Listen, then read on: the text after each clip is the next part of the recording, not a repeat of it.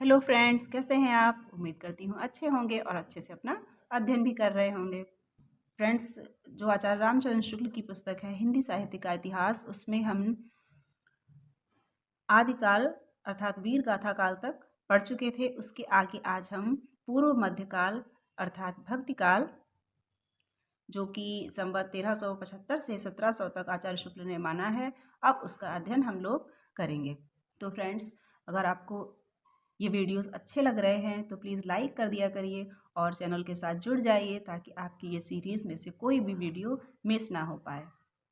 और साथ ही साथ बेल आइकन भी प्रेस कर दीजिएगा ताकि टॉपिक वाइज आपको वीडियोस की नोटिफिकेशंस मिलती रहे और आपकी तैयारी में कुछ ना कुछ हेल्प मिलती रहे। तो आइए देखते हैं। देश में मुसलमानों का राज्य प्रतिष्ठित हो जाने पर हिंदू जनता के हृदय में गौरव, गर्व और उत्साह के लिए वह अवकाश न रह गया। उसके सामने ही उसके देव मंदिर गिराए जाते थे, देव मूर्तियां तोड़ी जाती थीं और पूज्य पुरुषों का अपमान होता था और वे कुछ भी नहीं कर सकते थे। ऐसी दशा में अपनी वीरता के गीत न तो वे गा ही सकते थे और न बिना लज्जित हुए सुन ही सकते थे। ये उस समय की बात है जिस समय कि देश में मुसलमानों का आक्रमण हो रहा था लगातार और उसके बाद जो है उनका राज्य प्रतिष्ठित हो गया।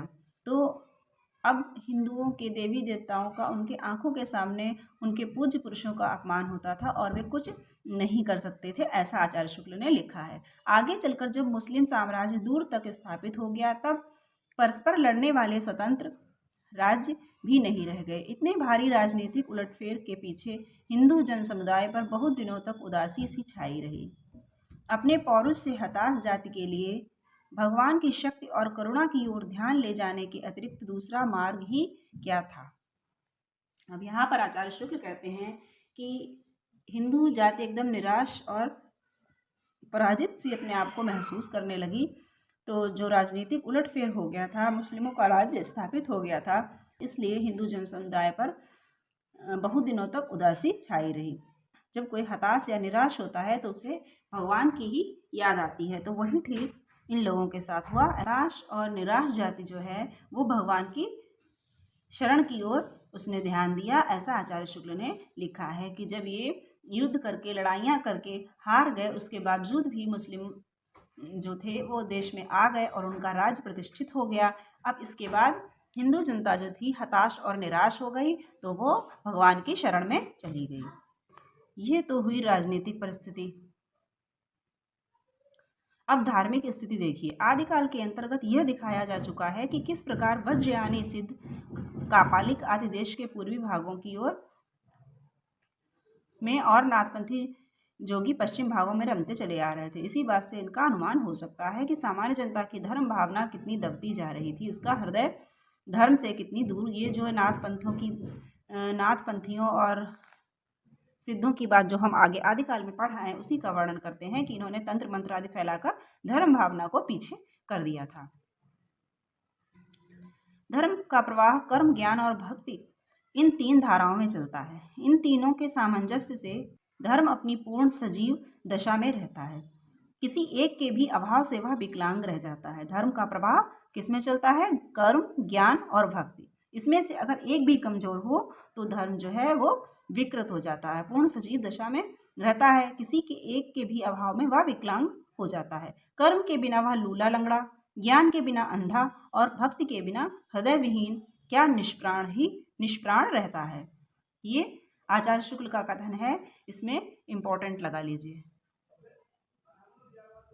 ज्ञान के अधिकारी तो सामान्य से बहुत अधिक समुन्नत और विकसित बुद्धि के कुछ थोड़े से ही लोग होते हैं जो ज्ञानी होते हैं। कर्म और भक्ति ही सारे जन समुदाय की संपत्ति होती है। हिंदी साहित्य के आदिकाल में कर्म तो अर्थ शून्य विधि विधान, तीर्थाटन और पर्व स्नान इत्यादि के संकुचित घेरे में पहले से बहुत कुछ बद्ध चला आता था। हिंदी साहित्य के आदिकाल में जो था, आदिकाल जब था तब धर्म का स्वरूप कैसा हो गया था? अर्थ शून्य हो गया था। विधि विधान, पूजा, तंत्र मंत्र, तीर्थाटन और पर्व आदि को ही धर्म समझा जाता था, जो कि धर्म का बहुत ही संकुचित अर्थ है। धर्म की भावनात्मक अनुभूति, यह भक्ति जिसका सूत्रपात महाभारत काल में और विस्तृत प्रवर्तन पुराण काल में हुआ, कभी कहीं दबती, कभी कहीं उभरती, किसी प्रकार चली भर आ रही थी। जो धर्म की भावात्मक अनुभूति थी वो महाभारत काल से जो चली थी वो कहीं कहीं दब जाती थी, कभी कभी उभर आती थी। तो कैसे ना कैसे चली जा रही थी, मतलब उसका समापन नहीं हुआ था, कहीं ना कहीं चलती ही आ रही थी। उसका यहाँ पर जिक्र आचार्य शुक्ल ने किया है। और आदिकाल में धर्म को सबसे ज़्यादा विकृत सिद्ध और नाथों ने किया। जनता पर इस प्रकार के प्रभाव डाले कि वो भाव प्रधान जो भक्ति होती है उसको भूलकर केवल तंत्र मंत्र, साधना, तीर्थाटन, योग, विद्या, चमत्कार, इन सबको ही धर्म समझने लगे थे। तो यहाँ पर आचार्य शुक्ल लिखते हैं, सामान्य अशिक्षित या अर्धशिक्षित जनता पर इनकी वाणियों का प्रभाव इसके अतिरिक्त और क्या हो सकता था। इनकी वाणियों सिद्ध और नाथों की कि वह सच्चे शुभ कर्मों के मार्ग से तथा भगवत भक्ति की स्वाभाविक हृदय पद्धति से हटकर अनेक प्रकार के तंत्र मंत्र और उपचारों में उलझे और उसका विश्वास अलौकिक सिद्धियों पर जा जमा। इसी दशा की ओर लक्ष्य करके गोस्वामी तुलसीदास ने कहा था, गोरख जगायो जोग, भगति भगायो लोग। जो गोरखनाथ थे उन्होंने भक्ति को लोगों से दूर कर दिया और अपना योग विद्या का प्रपंच फैला दिया, योग विद्या को जगा दिया और भक्ति को लोगों से दूर भगा दिया। अब यहाँ से देखिए, कालदर्शी भक्त कवि जनता के हृदय को संभालने और लीन रखने के लिए दबी हुई भक्ति को जगाने लगे। अब क्या होने लगा था कि जो भक्ति सिद्धनाथों के समय में दब गई थी उसको कालदर्शी भक्त जो थे वो जनता के हृदय को संभालने, जो निराश और हताश हृदय था उसको संभालने और भक्ति में लीन रखने के लिए दबी हुई भक्ति जगाने लगे थे, संभालने और लीन रखने की, ताकि उनका ध्यान निराशा की ओर ना जाए। क्रमशः भक्ति का प्रवाह ऐसा विकसित और प्रबल होता गया कि उसकी लपेट में केवल हिंदू जनता ही नहीं, देश में बसने वाले सहृदय मुसलमानों में से भी न जाने कितने आ गए। प्रेम स्वरूप ईश्वर को सामने लाकर भक्त कवियों ने हिंदुओं और मुसलमानों दोनों को मनुष्य के सामान्य रूप में दिखाया और भेदभाव के दृश्यों को हटाकर पीछे कर दिया। अब जनता की स्थिति को देखकर कुछ जो भक्त कवि हुए वो भक्ति को धीरे धीरे अपनी वाणियों, अपने काव्य रचना करते थे उसके द्वारा जो है भक्ति को जगाने लगे थे। और फिर धीरे धीरे भक्ति का जब प्रबल होती गई तो उसका ऐसा बहाव आया कि उसकी लपेट में हिंदू जनता ही नहीं, उस समय देश में बसने वाले जो मुसलमान थे उनके हृदय में भी वो भक्ति का अंकुर फूट गया। ऐसे इन्होंने हिंदू और मुसलमान के भेद को मिटाकर सबको सामान्य मनुष्य के रूप में प्रतिष्ठित किया और भाव प्रधान जो भक्ति थी उसकी तरफ उन्मुख किया। भक्ति का जो सोता, अब यहाँ से इम्पोर्टेंट है, भक्ति का जो सोता दक्षिण की ओर से धीरे धीरे उत्तर भारत की ओर पहले से ही आ रहा था, उसे राजनीतिक परिवर्तन के कारण शून्य पड़ते हुए जनता के हृदय क्षेत्र में फैलने के लिए पूरा स्थान मिला। रामानुजाचार्य संवत 1073, रामानुजाचार्य का समय क्या है, संवत 1073 ने शास्त्रीय पद्धति से जिस सगुण भक्ति का निरूपण किया था उसकी ओर जनता आकर्षित होती चली आ रही थी। अब रामानुजाचार्य ने जो भक्ति चलाई थी शास्त्रीय पद्धति पर, जिस सगुण भक्ति का निरूपण किया था, और किस भक्ति का रामानुजाचार्य ने निरूपण किया, सगुण भक्ति का, उसी की ओर जनता अब आकर्षित होने लगी थी। गुजरात में स्वामी मध्वाचार्य जी संवत 1254 से 1333 ने अपना द्वैतवादी वैष्णव संप्रदाय चलाया। स्वामी मध्वाचार्य कहाँ के थे, गुजरात के, और इनका काल क्या था, समय संवत 1254 से 1333। इन्होंने संप्रदाय क्या था, द्वैतवादी, जिसकी ओर बहुत से लोग झुके। देश के पूर्व भाग में जयदेव जी के कृष्ण प्रेम संगीत की गूंज चली आ रही थी, जिसके सुर में मिथिला के कोकिल विद्यापति ने अपना सुर मिलाया। एक तो जयदेव के जो गीति गोविंद है उसके पद भी चले आ रहे थे, जनता में उनका भी प्रचार प्रसार हो रहा था, और उसमें अपना सुर किसने मिलाया, विद्यापति ने। उत्तर या मध्य भारत में एक ओर तो ईसा की 15वीं शताब्दी में रामानुजाचार्य की शिष्य परंपरा में स्वामी रामानंद जी हुए। 15वीं शताब्दी में रामानुजाचार्य की शिष्य परंपरा में कौन हुए? स्वामी रामानंद। स्वामी रामानंद किसकी शिष्य परंपरा में थे? तो रामानुजाचार्य की, जिन्होंने विष्णु के अवतार राम की उपासना पर जोर दिया। रामानंद ने किसकी उपासना पर जोर दिया? राम की, और एक बड़ा भारी संप्रदाय खड़ा किया। दूसरी ओर वल्लभाचार्य जी ने प्रेम मूर्ति कृष्ण को लेकर जनता को रसमग्न किया। एक ओर तो रामानंद ने राम भक्ति की ओर उन्मुख किया और दूसरी ओर वल्लभाचार्य ने कृष्ण भक्ति की ओर। इस प्रकार रामोपासक और कृष्णोपासक भक्तों की परंपराएं चलीं, जिनमें आगे चलकर हिंदी काव्य को प्रौढ़ता तक पहुंचाने वाले जगमगाते रत्नों का विकास हुआ। जगमगाते रत्नों का विकास हुआ अर्थात इसमें आगे चलकर नए नए कवियों का जन्म हुआ। नए नए कवि इस क्षेत्र में आए, जिसमें कि जिन्होंने सगुण भक्ति की जो राम भक्ति का प्रवर्तन किया था रामानुजाचार्य ने, और वल्लभाचार्य ने कृष्ण भक्ति का जो निरूपण किया था, उसमें आगे चलकर नए नए कवि आए, जिनको कि जगमगाते रत्नों की संज्ञा आचार्य शुक्ल ने दी है। इन भक्तों ने ब्रह्मा के सत और आनंद स्वरूप का साक्षात्कार राम और कृष्ण के रूप में इस बाह्य जगत के व्यक्त क्षेत्र में किया। इन्होंने सत और आनंद जो ईश्वर का स्वरूप है उसका साक्षात्कार किसमें किया? राम और कृष्ण के रूप में उसका साक्षात्कार किया। अब यहाँ से देखिए, भक्ति के आंदोलन की जो लहर दक्षिण से आई, उसी ने उत्तर भारत की परिस्थिति के अनुरूप हिंदू मुसलमान दोनों के लिए एक सामान्य भक्ति मार्ग की भी भावना कुछ लोगों में जगाई। हृदय पक्ष शून्य सामान्य अंतःसाधना का मार्ग निकालने का प्रयत्न नाथपंथी कर चुके थे। ये हम कह चुके हैं, अर्थात आचार्य शुक्ल बता चुके हैं, जो हृदय पक्ष शून्य मतलब भाव शून्य जो अंतःसाधना थी, जिसमें नाथपंथी हो चुके हैं, ऐसा कि आदिकाल में वर्णित किया जा चुका है।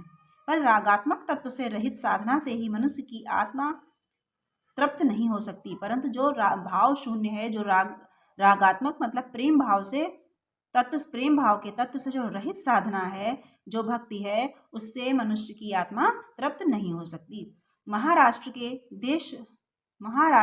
देश के प्रसिद्ध भक्त नामदेव संवत 1328 से 1408 ने हिंदू मुसलमान दोनों के लिए एक सामान्य भक्ति मार्ग का भी आभास दिया। नामदेव कहाँ के थे? महाराष्ट्र के। इनका समय क्या था? 1328 से 1408। उसके पीछे कबीरदास ने विशेष तत्परता के साथ एक व्यवस्थित रूप में ये मार्ग निर्गुण पंथ के नाम से चलाया। इन्होंने, नामदेव ने हिंदू मुसलमान दोनों के लिए सामान्य मार्ग चुना, सामान्य भक्ति मार्ग, जो ना उनका था, ना हिंदुओं का था, ना मुस्लिमों का था, एक बीच का रास्ता चुना। उसके पीछे कबीरदास, जिसको लेकर कि कबीरदास ने एक निर्गुण पंथ नाम का मार्ग पीछे से चला दिया। जैसा कि पहले कहा जा चुका है, कबीर के लिए नाथपंथी जोगी बहुत कुछ रास्ता निकाल चुके थे। ये बताया जा चुका है कि जो नाथपंथी जोगी थे, उनके ही आधार पर, उनकी वाणी आदि लेकर, उनके विचार आदि लेकर ही कबीर जो है आगे भक्ति काल में चले थे, उन्हीं के पद चिन्हों पर चले थे। भेदभाव को निर्दिष्ट करने वाले उपासना के बाहरी विधानों को अलग रखकर उन्होंने अंतर साधना पर जोर दिया। जैसे कि अंतर साधना पर जोर नाथपंथियों ने भी दिया था, उसी प्रकार अंतर साधना पर जोर जो है वो कबीर ने भी दिया है। पर नाथपंथियों की अंतर साधना हृदय पक्ष शून्य थी। पर नाथपंथ की जो अंतर साधना थी वो उसमें हृदय पक्ष बिल्कुल शून्य था, उसमें भावनाएं शून्य थी, उसमें प्रेम तत्व का अभाव था। कबीर ने यद्यपि नाथपंथ की बहुत सी बातों को अपनी वाणी में जगह दी, पर यह बात उन्हें खटकी। उनको ये हृदय पक्ष शून्य होना, भाव शून्य होना, ये बात कबीर को खटकी। इसका संकेत उनके ये वचन देते हैं, झिलमिल झगड़ा झूलते बाकी रही न काव, गोरख अटके कालपुर कौन कहावे साव, बहुत दिवस ते हिंडिया शून्य समाधि लगाए, करहा पड़िया गाड़ में दूर पड़ा पछताए। अतः कबीर ने जिस प्रकार एक निराकार ईश्वर के लिए भारतीय वेदांत का पल्ला पकड़ा, उसी प्रकार निराकार ईश्वर की भक्ति के लिए सूफियों का प्रेम तत्व लिया। ये भी इम्पोर्टेंट कथन है यहाँ से एक। उसी प्रकार निराकार ईश्वर की भक्ति के लिए सूफियों का प्रेम तत्व लिया और अपना निर्गुण पंथ धूमधाम से निकाला। यहाँ तक ये कथन के रूप में पूछा जा चुका है।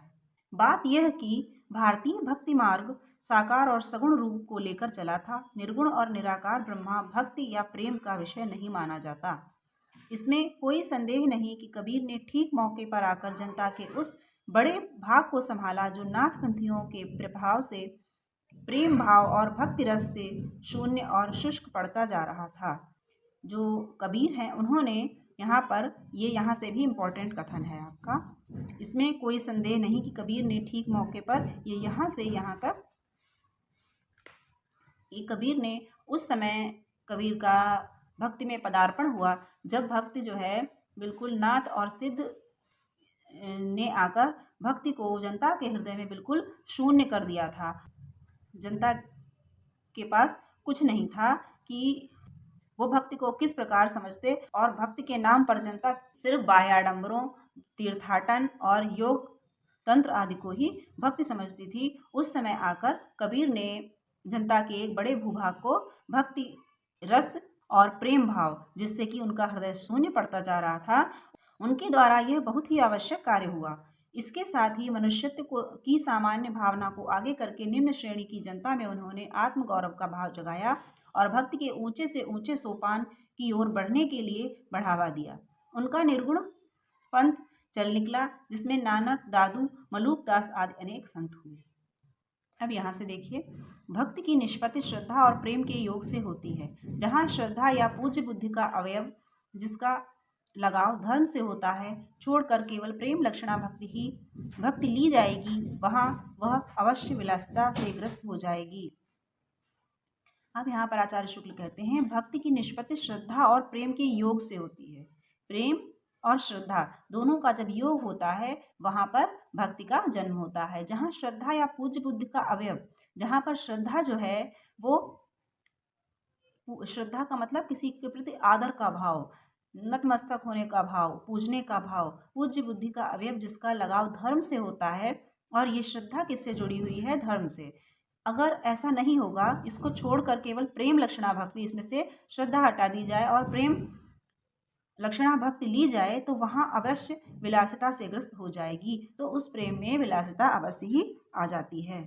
इस दृष्टि से यदि हम देखें तो कबीर का ज्ञान पक्ष तो रहस्य और गुहा की भावना से विकृत मिलेगा, पर सूफियों से ये जो प्रेम तत्व उन्होंने लिया, वह सूफियों के यहाँ चाहे काम वासना ग्रस्त हुआ हो, पर निर्गुण पंथ में अविकृत रहा। क्योंकि कबीर दास जो थे, उनका ज्ञान पक्ष तो था, जो जहाँ पर उन्होंने केवल ज्ञान पक्ष को लेकर काव्य रचा, केवल ज्ञान पक्ष है जहाँ पर, वहाँ पर रहस्य की उत्पत्ति भी हो गई है।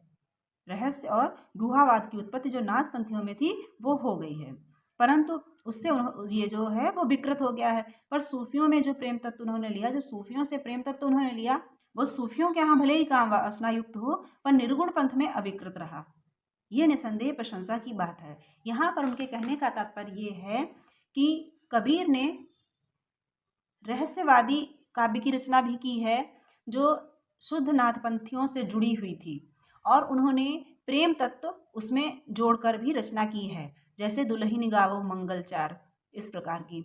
और जो सूफी थे, उन्होंने केवल प्रेम को पकड़ा है। उनका ज्ञान मार्ग या उन्होंने प्रेम को धर्म से नहीं जोड़ा है। उन्होंने केवल प्रेम भक्ति, जैसा यहाँ कहा गया कि जहाँ पर श्रद्धा से अलग प्रेम होगा, वहाँ पर उसमें विलासिता या वासना आ जाएगी। वही सूफियों के साथ हुआ। तो कहा गया है कि जब कबीर ने केवल ज्ञान पक्ष को लेकर रचना की, तो उसमें वो किसके द्वारा विकृत हो गया? रहस्य और गुहा की भावना से वो विकृत हो गया।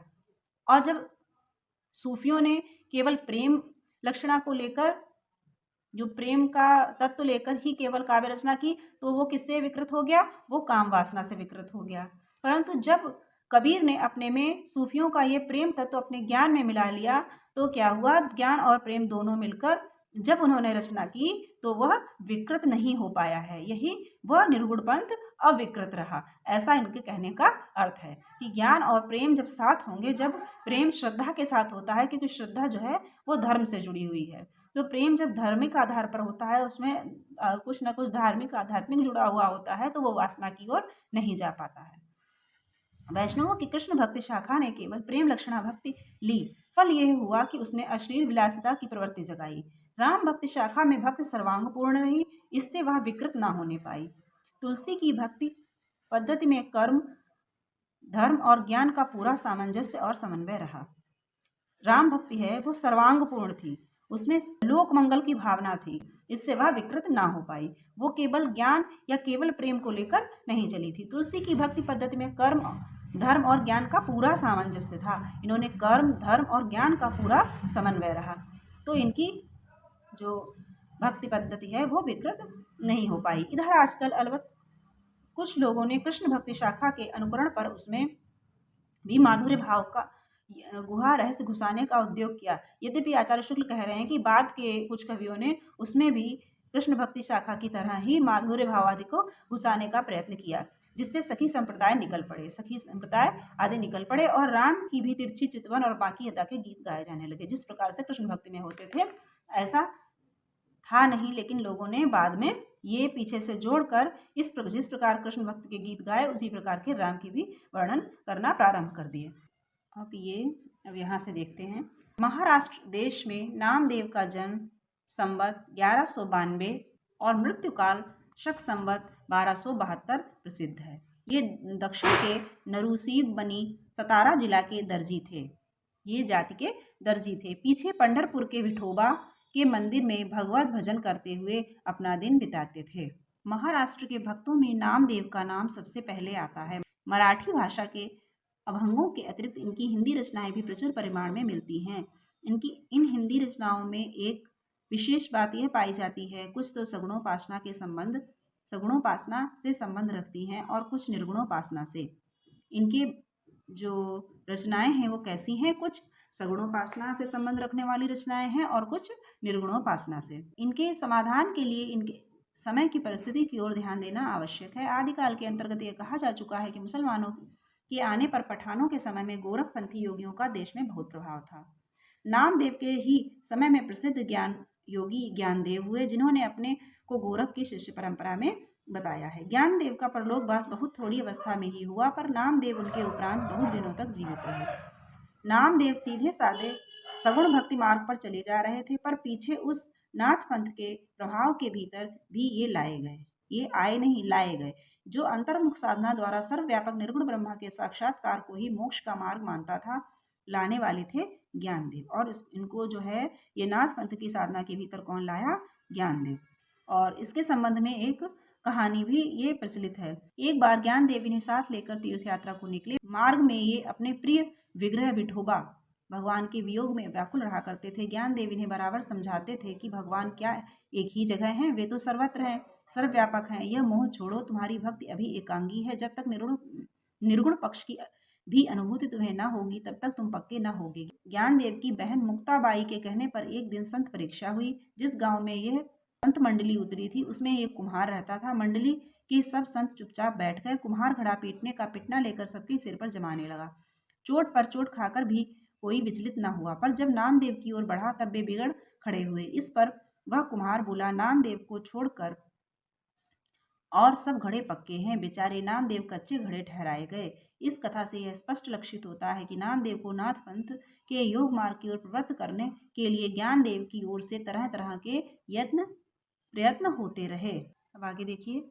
सिद्ध और योगी निरंतर अभ्यास द्वारा अपने शरीर को विलक्षण बना लेते थे। खोपड़ी पर चोटें खा खाकर उसे पक्की करना उनके लिए कोई कठिन बात न थी। अब भी एक प्रकार के मुसलमान फकीर अपने शरीर पर जोर जोर से डंडे जमाकर भिक्षा मांगते हैं। अब यहाँ से देखिए, ये कोई इम्पोर्टेंट नहीं है। नामदेव किसी गुरु से दीक्षा लेकर अपनी सगुण भक्ति में प्रवृत्त नहीं हुए थे, अपने ही हृदय की स्वाभाविक प्रेरणा से हुए थे। ज्ञानदेव बराबर उन्हें बिन गुरु हो न ज्ञान समझाते आते थे। संतों के बीच निर्गुण ब्रह्मा के संबंध में जो कुछ कहा सुना जाता है और ईश्वर प्राप्ति की जो साधना बताई जाती है वह किसी गुरु की सिखाई हुई होती है।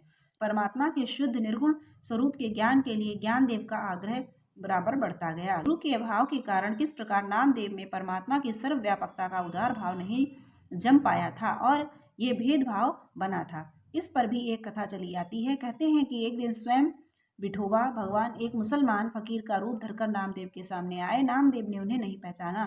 तब उनसे कहा गया कि वे तो परब्रह्मा भगवान ही थे। अंत में बेचारे नामदेव ने नागनाथ नामक शिव के स्थान पर जाकर बिसोवा खेचर या खेचरनाथ नामक एक नाथपंथी कनफटे से दीक्षा ली। तो इन्होंने किससे दीक्षा ली? खेचर या खेचरनाथ, विसोबा खेचर या खेचरनाथ।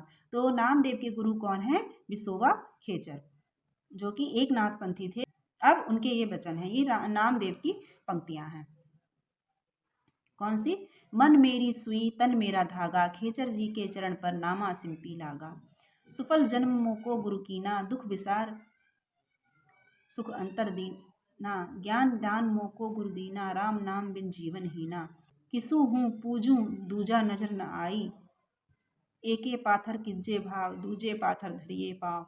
जो वो देव तो हम भी देव, कहे नामदेव हम हरि की सेव। इनकी भक्ति के अनेक चमत्कार भक्तमाल में लिखे हैं, जैसे विठोबा की मूर्ति का इनके हाथ से दूध पीना, अरविंद नागनाथ के शिव मंदिर के द्वार का इनकी ओर घूम जाना इत्यादि।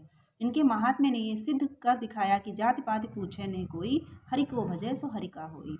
इनकी इष्ट सगुणोपासना के कुछ पद नीचे दिए जाते हैं, जिनमें शबरी केवट आदि की सुगत तथा भगवान की अवतार लीला का कीर्तन बड़े प्रेम भाव से किया गया है। अब यहाँ पर ये इनकी पंक्तियां दी गई हैं जो सगुणोपासना से संबंधित हैं। आप इनका स्क्रीनशॉट ले लीजिए और आराम से पढ़ लीजिएगा। अब यहाँ पर आचार्य शुक्ल कहते हैं, यह तो हुई नामदेव की व्यक्तोपासना संबंधी हृदय प्रेरित रचना। आगे गुरु से सीखे हुए ज्ञान की उद्धरणी अर्थात निर्गुणवाणी भी कुछ देखिए। अब यहाँ ये तो सगुणोपासना थी, जो उनके हृदय स्वाभाविक वो सगुणोपासना से अपने हृदय से जुड़े थे, और जिन गुरु से उन्होंने दीक्षा ली थी वो उनकी सिखाई हुई वाणी यानी कि निर्गुण वाणी उन्होंने इस प्रकार कही। माई न होती बाप न होते, कर्म न होता काया, हम नहीं होते तुम नहीं होते, कौन कहाँ ते आया। चंद न होता सूर न होता, पानी पवन मिलाया, शास्त्र न होता वेद न होता, कर्म कहाँ ते आया। अब यहाँ पे ये जो है निरी निर्गुण वाणी इन्होंने कहना प्रारंभ कर दिया अपने गुरु के संपर्क में आकर, गुरु के सिखाए जाने के उपरांत। यहाँ पर आप इसका भी स्क्रीनशॉट ले लीजिए। हिंदू पूजे देहरा, मुसलमान मसीद, नामा सोई सेविया जहाँ देहरा न मसीद। ये जो है परीक्षा की दृष्टि से लाइनें बहुत इंपॉर्टेंट हैं, ये परीक्षा में अक्सर पूछी जाती हैं, तो इन लाइन्स को आप स्क्रीनशॉट ले लीजिए और कई बार पढ़ लीजिएगा। सगुणोपासक भक्त भगवान के सगुण और निर्गुण दोनों रूप मानता है। जो सगुणोपासक होता है वो निर्गुण और सगुण दोनों को मानता है, पर भक्त के लिए सगुण रूप ही स्वीकार करता है, निर्गुण रूप ज्ञान मार्गियों के लिए छोड़ देता है। सब सगुण मार्गी भक्त भगवान के व्यक्त रूप के साथ साथ उनके अव्यक्त और निर्विशेष रूप का भी निर्देश करते आए हैं, जो बोधगम्य नहीं। वे अव्यक्त की ओर संकेत भर करते हैं, उसके विवरण में प्रवृत्त नहीं होते।